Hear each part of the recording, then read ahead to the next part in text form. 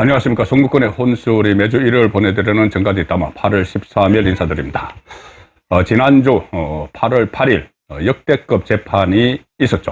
그런데 역대급 재판이 아니고 그냥 그 난장판이 벌어졌습니다. 바로 대북송금 이화영 재판인데, 이화영이 그 전에 검찰 진술에서 북한에 이재명의 방북 대가 그리고 스마트팜 비용 합계 800만 달러를 이 김성태가 송금하는 것을 이재명에게 보고를 했다, 이렇게 진술을 했다가 그 부인이 이 법정에서 또 소동을 피우는 그런 일이 있었는데, 결국은 이화영이 진술을 유지하기로 한 것으로 알려지면서 8월 8일 날 어떤 폭탄 발언이 나올 것으로 예상이 됐고, 그렇게 되면은 바로 그것을 빌미로 해서 이재명의 그 검찰 소환 그리고 구속영장 청구까지 일사천리로 진행될 걸로 예상이 됐습니다.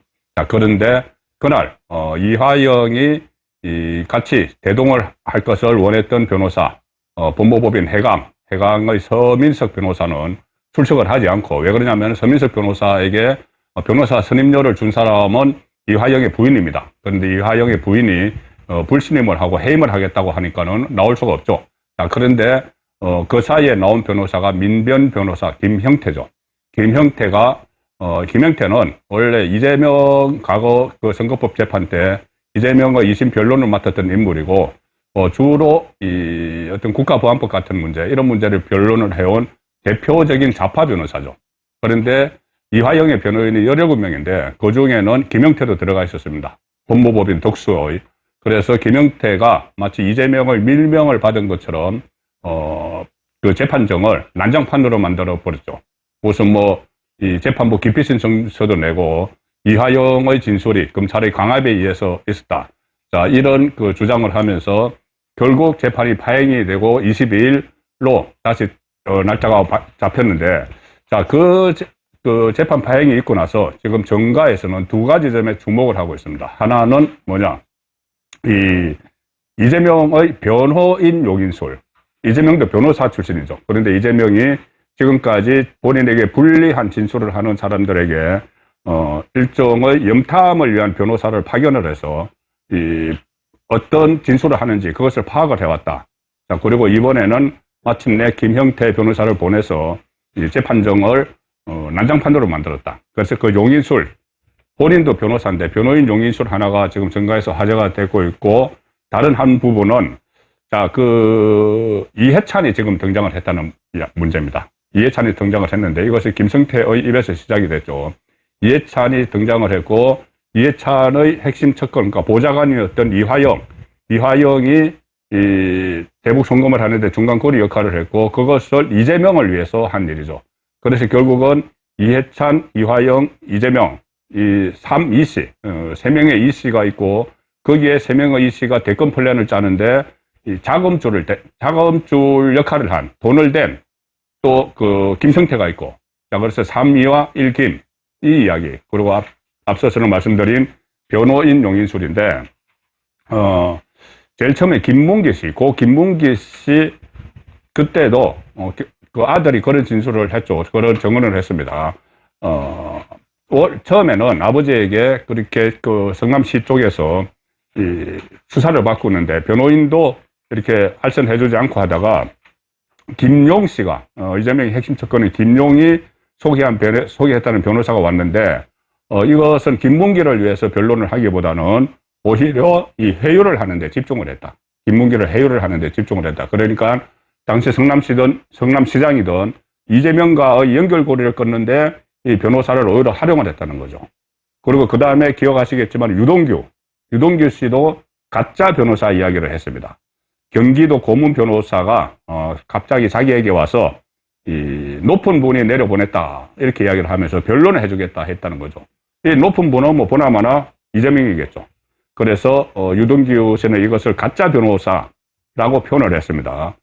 가짜 변호사가 변호사를 위장을 하고, 변호사 자격증이 없어서 가짜 변호사는 아니고, 본인을 변론해주기 위해서 온 게 아니고 본인이 어떤 진술을 검찰에서 하는가, 그 검찰에서 진술을 할 때 변호인이 옆에서 배석을 하죠. 그래서 유동규가 검찰이 어떤 진술을 하는지를 오히려 파악을 해서 그것을 이재명 쪽에 보고를 하는 역할을 하는 변호사를 나에게 보냈다. 그 이야기를 했습니다. 그리고 심지어 국정감사를 할 때 그 변호사와 김의겸, 지금 민주당 그때 대변인 했던, 이재명이 대변인 했던 김의겸이 서로 통화를 하기도 했다. 그러니까 이 민주당 국회의원들과 유동규 변호사가 막 통화를 하면서 김의겸은 이재명의 측근으로 볼 수 있는데, 그러니까 이재명을 위한 변호사를 본인에게 염탐을 하러 파견시켰다 이 이야기입니다. 자, 그래서 이 변호인 용인술 뭐 이런 이야기까지 나오는데, 이번에는 김형태, 아주 거물급이죠. 좌파 변호사 중에서 거물급인 민변의 김형태를 보내서 이화영이 입을 여는 것을 아예 막아버리는, 자, 그런 시도를 했습니다. 자, 이 상황에서 지금 다시 드러난 것이 바로 김형태가 새로운 의혹을 세 가지를 제기를 했죠. 김형태 말은 검찰에 낸 의견서에서, 법원에 낸 의견서에서 이 김성태가 이화영에게 해요를 하면서 이화영에게 나도 다 자백했으니 이화영 당신도 형이라고 부르죠. 이화영에게 형도 더 이상 이재명을 보호하지 말고 전부 다 불어라, 자백하라, 이렇게 하면서 만약에 자백을 안 하면은 내가 폭로를 하겠다. 세 가지. 하나는 그때 김용을 통해서 후원금을 줬다는 이야기. 그리고 또 그거 외에서도 뭐 이해찬의 사무실 운영비를 지원을 해줬다는 이야기. 그렇게 해서 뭐 몇 가지를 이렇게 폭로를 하겠다고 이야기를 했습니다. 자, 그러고 나서 지금 새로 등장을 한 게 이해찬이 지금 등장을 하기 시작을 했죠. 이해찬은 원래 친노 자장, 뭐 친문 자장 이렇게 했는데, 친문과 그때 친명이 서로 대치를 하는 과정에서 친명 쪽으로 이재명 쪽으로 좀 기울었다. 그런 분석이 있었고, 그래서 중간 역할을 한 인물이 이화영입니다. 이화영이 원래 이해찬의 보좌관 출신인데 이화영을 이재명 캠프로 보냈죠. 그리고 이해찬이 이재명을 지원을 했다는 이야기, 대선 후보 경선 때도 그렇고 대선 때도 적극적으로 지원을 했다는 이야기가 지금 바다한데, 그 이야기를 김형태가 이야기를 한 겁니다. 김성태가 이하영에게 당신이 나하고 똑같이 자백을 하지 않으면 내가 이것을 불겠다고 한 게 바로 광장에 대한 운영비를 내가 지원했다는 것을, 김성태가 지원을 했다는 것을 폭로를 하겠다, 이렇게 했죠. 자, 그래서 그 말이 무슨 말이냐면은, 광장이라는 것이 원래 이 광장은 이해찬의 사조직입니다. 이해찬이 2007년에 대통령 선거에 출마를 했을 때 그때 본인이 만든 조직이 광장입니다. 광장. 이해찬은 원래 과거에 서울대 앞에서 광장이라는 서점을 운영을 했었죠. 그래서 그 이름을 따서 광장을 2007년에 본인의 사조직이었는데, 자, 이 광장 이 조직을 이재명에게 그대로 넘겨줍니다. 이재명에게 그대로 넘겨줘서 이재명이 이 이름을 그러니까 민주당의 민주, 그리고 경기도의 도정 가치로 삼았던 평화해서 민주평화광장, 이렇게 이름을 붙입니다. 민주평화광장. 그러니 김성태가 이야기하는 것은 그 민주평화광장이란데 본인이 운영비를 대줬다는 이야기입니다. 운영비를 대줬는데 이 조직이 어마어마한 조직입니다. 그게 다 운영비를 대줬으면은 엄청난 액수의 돈이 또 대줬다는 이야기가 되는 것이죠. 김성태가 이재명 쪽에. 실제로는 이해찬이 운영하는 그쪽에 진미파라곤, 제가 몇 차례 말씀드린 진미파라곤 빌딩의 사무실 운영비를 대줬다는 이야기인데, 그거 외에 또 광장 조직에 돈을 댔다면은 상당한 돈을 더 들어갔을 수가 있습니다. 왜 그러냐면은 이 광장이 대선 앞두고 2021년 5월 12일에 발기인 대회를 열었는데, 그때 코로나 때문에 다 참석은 하지 못했지만 발기인만 15,000명, 전국에서 15,000명을 가지고 있는 조직입니다. 발기인만. 거기다 서울 상암동에서 출범식을 할 때, 그때 코로나 때도 불구하고 국회의원이 30명 왔고, 가령 좌파 진영에서 총출동을 했죠. 강우병 그때 앞장섰던 우희종 교수라든가, 강노현 전 서울시 교육감, 그 다음에 코미디언 중에서 좌파 활동을 하는 서성만, 이런 사람들도, 노정열, 이런 사람들도 다 모였습니다. 그래서 대대적으로 활동을 시작했는데, 이것이 중앙 공동대표는 조정식 의원이고, 각 시도에 다 본부를 만들었습니다. 시도별 본부를 만들어서, 가령 예를 들어서 전북 민주평화광장, 광주 민주평화광장, 강원 민주평화광장, 이런 식으로 하니 여기 돈이 엄청나게 들어갔겠죠.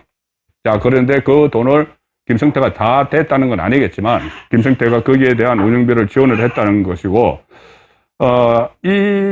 그러니까 이 민주평화광장에는 이해찬의 측근들이 대거 들어갑니다. 그래서 이해찬 측근들이 들어가서 이 사람들이 결국은 이재명 캠프에서 중요한 역할을 하고, 나중에는 이재명이 당대표가 되고 나서 지금까지 요직에 앉아있죠. 가령 이해찬 대표 시절에 비서실장을 지낸 김성한 의원이라고 있는데, 김성한은 지금 이재명이 대표가 되고 나서 정책위 의장을 하고 있습니다. 그리고 이해찬의 대변인이었던 이해식도 이재명 캠프에 합류를 해서 처음에 김혜경 씨 수행실장을 했죠, 대선에서. 그리고 이 조직 사무부총장을 지금 맡고 있습니다. 요직이죠, 총선 앞두고. 또 조금 전에 말씀드렸던 조정식이 민주평화광장의 중앙 공동대표를 했는데, 조정식도 이해찬이 대표할 때 정책위 의장을 했는데, 지금 이재명 쪽에서 사무총장을 하고 있습니다.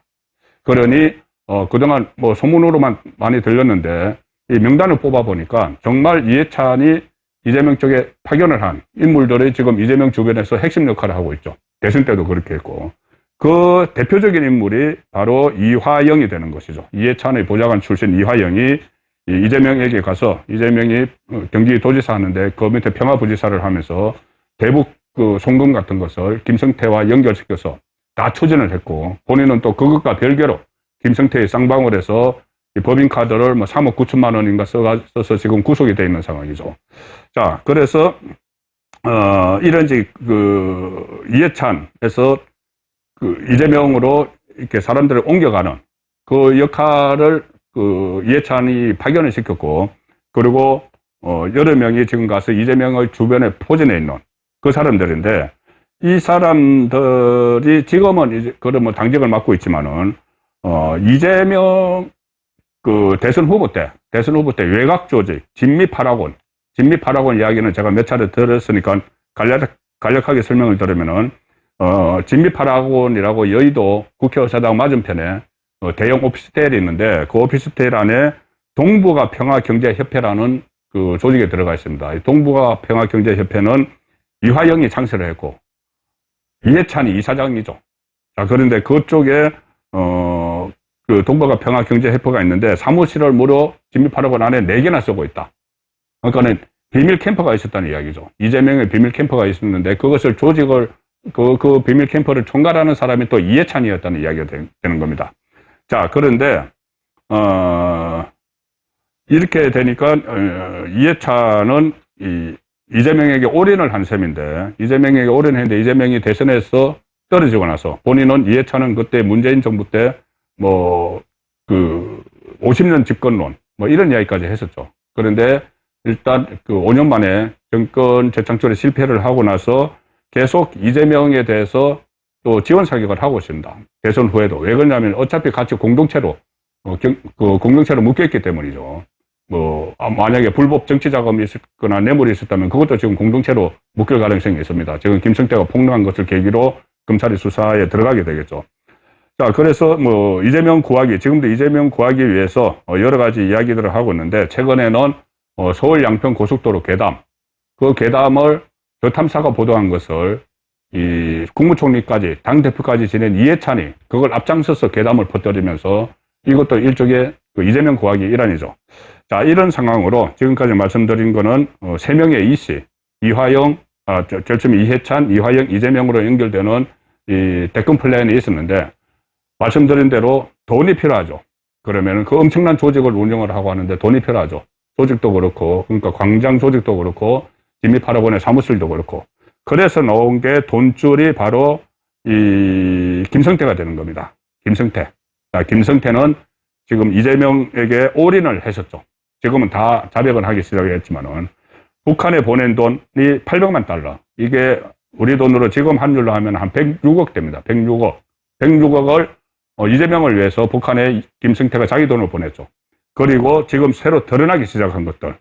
자, 이하영 통해서 이 진미파라곤의 그 사무실 운영비를 매달 3천만 원씩 줬다는 겁니다. 매달 3천만 원. 이것을 김성태가 검찰에서 진술을 했습니다. 자, 이해찬에게 용돈 명목으로 한 달에 3천만 원을 줬다. 이렇게 진술을 했는데, 그 명목은 용돈 명목이지만은 그 실제 구체적으로 왜 줬느냐 하니까 이화영이 우리 그 사무실 임대료 내야 된다. 이해찬 사무실 임대료 내야 된다. 조금 전에 말씀드린 동북아 평화경제협회인데 그거 외에 다른 이 간판을 안 단 그 사무실도 갖고 있었다는 거죠. 한 4개 정도를. 그래서 대선 전까지 2020년에 시작해서 2022년 3월까지 2년 동안 매달 3천만 원씩 줬다는 거죠. 그게 벌써 7억입니다. 자, 그리고 또 김성태가 폭로하겠다고 이야기한 것 중에 김용, 이재명의 핵심 접근 김용을 통해서 이재명에게 후원금을 냈다. 얼마라고는 이야기하지 않습니다. 뭐 이것도 몇 억대는 되겠죠. 그리고 또 이 부분도 앞으로 수사가 진행이 돼야 되는데 이재명이 2020년에 선거법 위반으로 재판을 받을 때 그때는 지금 선거법 위반이 아니고 그 전에 그 경기도지사 선거 때 그 선거법 위반입니다. 친형 강제 입원 이런 문제.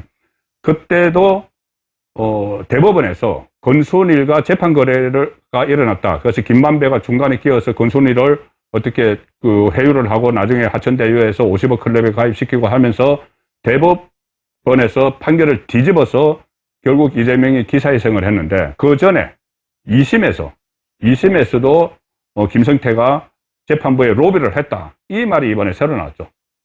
자, 그래서 또 재판부에 로비를 했으면은 누구에게, 어떤 법관에게 그런 로비를 했다는 것인지 아니면은 지금까지 나왔던 그 변호사비 대납비용 그 이야기를 하는 것인지도 앞으로 살펴봐야 되기 때문에, 지난주에 8월 8일 날 일단 이화영의 입에서 폭탄 발언은 나오지 못하도록 입막음을 해놨지만은 그 입막음 하는 과정에서 민변 변호사 김영태가 검찰에 제시한 의견서, 이화영이 압박에 의해서 해유에 의해서 거짓 자백을 했다는 것을 강조하기 위해서 의견서를 검찰에 냈는데, 법원에 냈는데 그것이 오히려 이재명에게는 새로운 덫이 되고 있는 그런 상황으로 전개가 되고 있습니다. 그래서 특히 22일 다시 재판이 열리면은 그때 지금 말씀드린 이런 부분과 관련해서 또 새로운 이슈가 불거질 수도 있습니다. 정가 뒷담화였습니다.